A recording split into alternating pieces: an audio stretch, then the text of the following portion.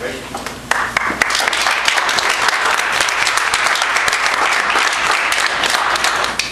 10 hours a week and you came here for more. Die hard. Got this thing on wide angle and move along.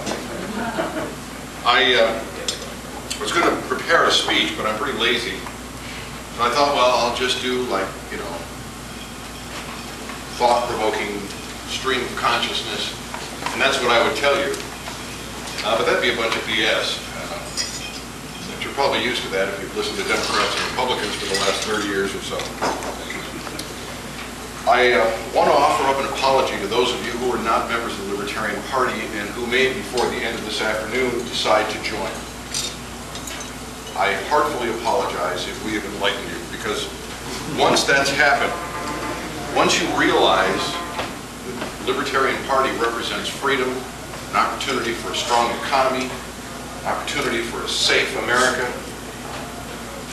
when it becomes clear to you that liberty gives us affordable health care, when it becomes clear to you that liberty provides us with less than, with affordable prescription drugs, you can't go back.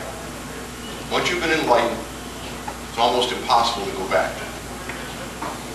I could have gone back to the Republican Party. I was a nationally syndicated radio talk show host. I could walk into the RNC anytime.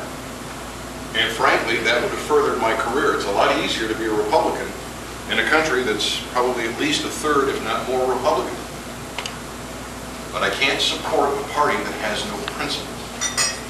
I can't support a party that doesn't represent what I want. I could no more vote for John McCain than I could Karl Marx. I imagine there are a lot of people in this room that feel the same way. You used to hear a lot about this, the wasted vote syndrome. And in fact, you know, it's interesting. I remember the year that I switched from Republican to Libertarian. I was broadcasting from CPAC, and the head of the Liberty Caucus, Washington, D.C., came up to my table and said, "Can I talk you off the air for a minute?" I said, "Sure." He said, "We want you to come back to the Republican Party. We want you to get inside and help us fight it." You can't. I turned him down for good reason. You cannot change them from the inside. Because once you're inside, they have nothing to fear. If you vote for John McCain and you don't like John McCain, they see that as an endorsement of John McCain. Well, gee, we don't have to change anything. McCain is all right with them. They voted for him. If you switch parties, you say, well, just to show them I'm going to go vote for the Democrats, you've sent a message to the Democrats that they're on the right track, and to the Republicans, they got to move further to keep your interest. But if you vote your conscience, if you vote for what you believe in, a couple of things are going to happen. One, when you step out of the voting booth, and I've experienced this, it's almost a little bit of euphoria. You realize you didn't compromise your ethics, you didn't compromise your morals, and you feel good about your vote. Is it a wasted vote? Not then, because you've sent a message to the Republicans that if they want to win races, they're going to have to start moving toward the libertarian view. You've sent a message to the Democrats that's identical. And you voted your conscience. That's really good. There are so many things that I hate about big government. I hate being told what to do. The purpose of government, in my opinion, and I believe the Founding Fathers' vision, is to protect me from you. There is nowhere in the Constitution, I defy you to find it, either in the state of Missouri, in the state of Ohio, Illinois, or the federal Constitution, that says we have the authority and the right to write laws to protect you from you.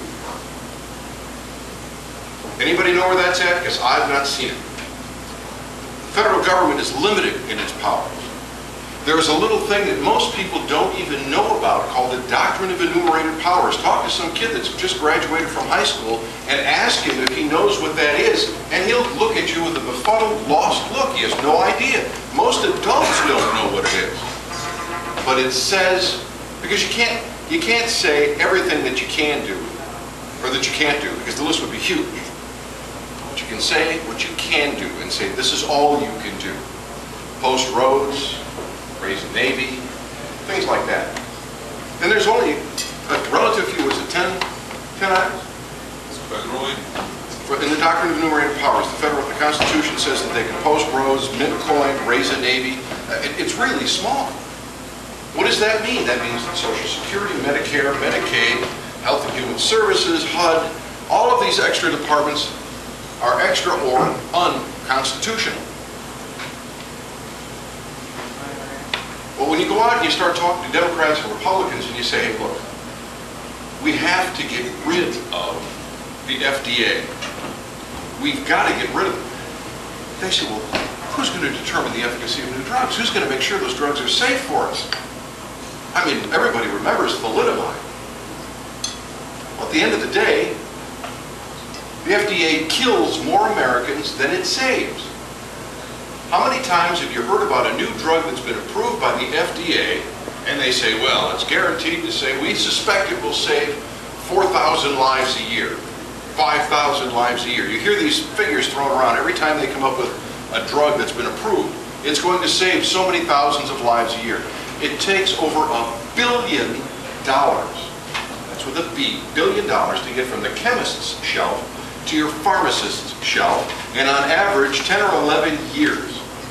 And in that 10 or 11 years, you take 4,000 or 5,000 lives a year. Those are people who silently died not knowing that there was a possible cure for the malady that ails them.